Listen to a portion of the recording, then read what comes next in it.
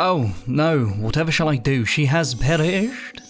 Yeah, alright Ludo, come on, we got a lot of work to do. You died, but now you're back, but with zero consequences. Yeah, it's cheap. It completely trivializes death. And to be honest, I think how games handle death and their fail states might be one of the single most important factors into how we keep our players engaged or drive them away. And I've seen so many games mismanaging this for the sake of convenience. But before we get into all of those sins, what makes death so important? Well, it's because of how it can dramatically affect how a player perceives a game. The fear of failing leads to a perception shift in the importance of the enemies and a player's own actions. It's all about investment. With the proper punishment, it can make enemies more imposing, victories and rewards sweeter, which is super simple, but managing how dramatic the punishment for death actually is can make or break your game in a heartbeat. If the punishment is too harsh, potentially setting the player back hours worth of gameplay, it can immediately turn them off, leading them to blame the game's systems for being too harsh and encouraging them to quit. But on the complete opposite side of this coin, if the punishment for death in games is too light, it can lead to players feeling apathetic to the game's challenges and thinking, well, why should I bother? It's all about creating this Goldilocks zone of pressure, punishment and relief that keeps players engaged, and I have a few examples of this done immaculately and strangely, but to begin with, let's start with the game that kicked off this entire episode being made in the first place. So I was hanging out, you know, as you do, like a confused dragon sitting on a horde of unplayed games, and I feel this itch, so I peel this game off my scaly arse, and lo and behold, it's Little Nightmares 2. Well, I enjoyed the first one, so I decided to give it a go. Now, I want to preface this, I do like this game. Its art direction, atmosphere and puzzle designs were incredible, but the way it handles death really got under my skin. No, not in a way that I think they hoped. Because it's a horror game, they want the fear of death to be palpable and a driving force to avoid enemies and solve puzzles hastily, but instead of doing a system similar to most horror games like Alien Isolation, where save stations are separated by large gaps giving this rise of tension and release when you finally find one, they decided to respawn the player immediately and most of the time directly in front of where they perished. Now this just completely destroys any sense of fear the game could cling to. Those enemies that are intimidating and mysterious on first approach become simple mechanics and animations as you experience them over and over and over again without any sense of consequence. But the question is, why would they do this?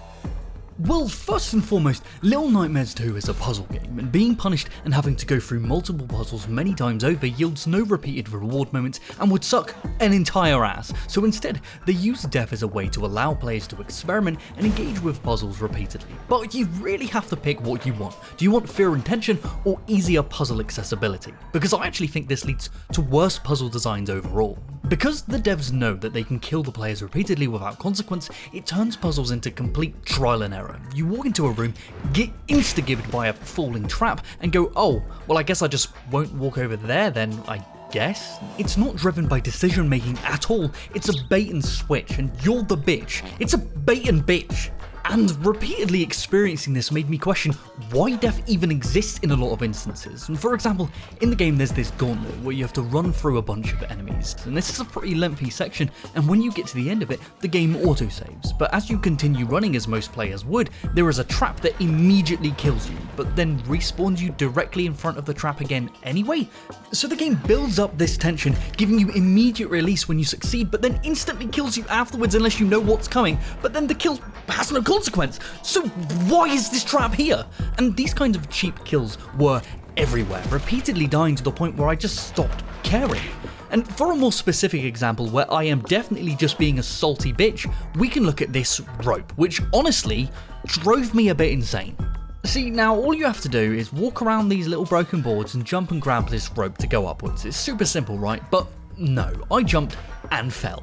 I thought because of the 2.5D perspective that this rope was all the way to the left, but it clearly wasn't because I fell. So as usual, I respawned at the entrance to the room, walked around and thought, well okay, maybe the rope is a little bit more to the center of the room. I adjusted my aim and fell again. Respawn, adjust, fall. Respawn, adjust, fall. Why can't I grab this fucking rope? Why is this a problem? Why can't we just have a trigger volume here that says if the player is midair and they're grabbing, they attach to the rope? You use similar conditions to manage throwing objects, so why not here? What does the possibility of me repeatedly dying here actually do than just add frustration and lead the player to questioning why some of these things are designed the way they are? This isn't some intense chase scene or a puzzle to solve, it's a fucking rope! This honestly broke my brain. This, along with the flippant disregard for death at every single turn, made me want to do anything else. Now, would I have done any of this different? Probably not, because I guess that's just the way you need to tackle puzzle horror games. You're stuck between a rock and a hard place. No, this isn't just a problem with horror games. Yeah, they're always the prime example because they use fear in such a tactile way, but it extends into all games. It's not about a player feeling scared, but a sense of pressure and a mechanical consequence for their actions, and for some players, if they don't have that, well, why play?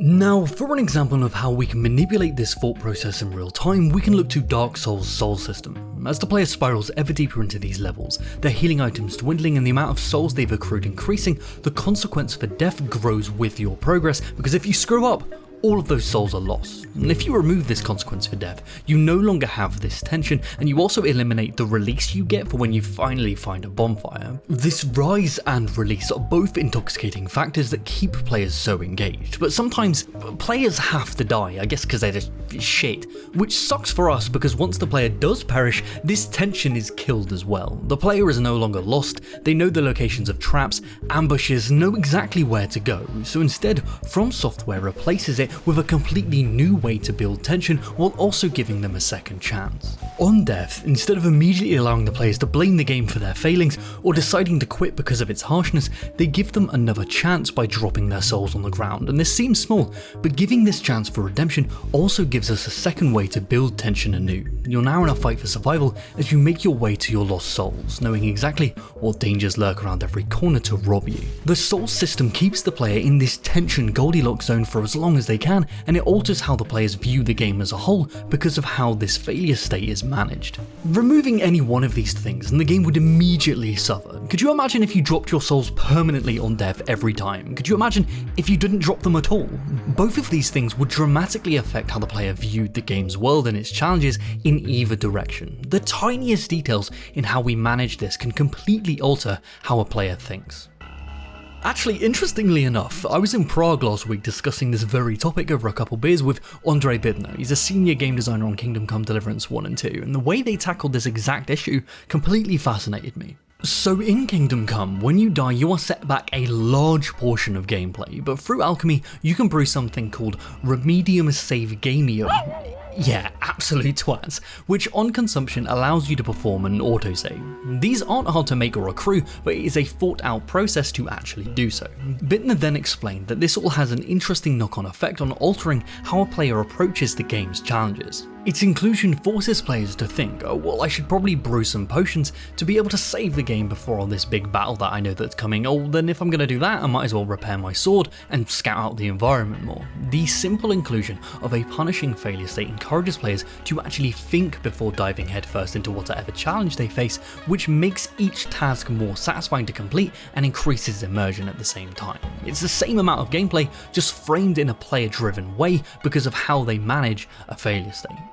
Because let's be real, that's all we could ever want, our players to become immersed with all of the systems they have available to them to avoid failure, but to have that fear of death, it needs to be punishing but not enough to break that immersion, encouraging them to quit. It's all about implying that sense of danger. Oh well, what I mean by that is, in an ideal situation, what we'd want to do is introduce the player to the concept of death and its harsh consequences to allow that tension and fear to build up, but then have them go into situations where they narrowly escape from death by the skin of their teeth, keeping this tension alive but not allowing them to die if they're playing to any reasonable degree. Well, we can do that in a lot of ways, like by using manufactured Ludo narrative. We spoke about that in our episode on if health bars are ruining games. We can effectively deceive the player and present information and alter enemy AI in a way that makes it feel as if they're close calls, but in reality, they're a lot safer than they realise. And at the end of the day, it only matters how you feel during play, not the actual reality of the stakes or difficulty. So for me, the best way to do this is to introduce the consequence of death, but then manufacture close calls to keep that illusion alive. Isn't that lying? Well, yeah, it is, but I'd argue that that's actually a good thing. Yeah, fuck it. Next episode's going to be called Why Game Devs Lying to You is a Good Thing, actually. Let's see how that does on Reddit.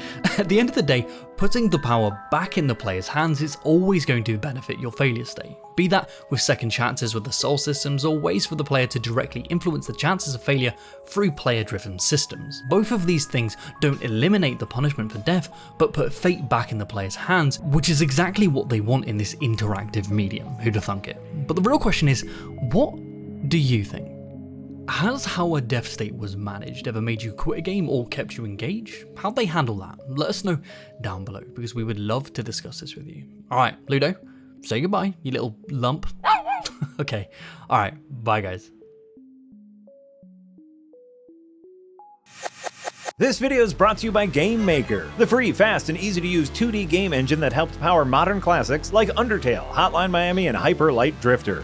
Starter templates, official asset bundles, and a wealth of tutorials are available to help bring your ideas to life. And you can export and share your game for free on all non-console platforms. But you don't have to take my word for it, I'm just some jerk. We have an actual bona fide Game Maker on hand. Oh shit, that's me. Yes, I've been using Game Maker for a long time. It's probably the most powerful and easiest to use engine for making 2D games out there, suitable for both amateurs and hardcore coders, and with all the Steam and console integration stuff for when you're ready to start monetizing your hobbies. I used it to make my recently released game, Starstruck Vagabond, which has already delighted thousands of sci-fi cozy game aficionados thanks to Game Maker being so bloody great. Head on over to the Game Maker link in the description to begin your game development journey today.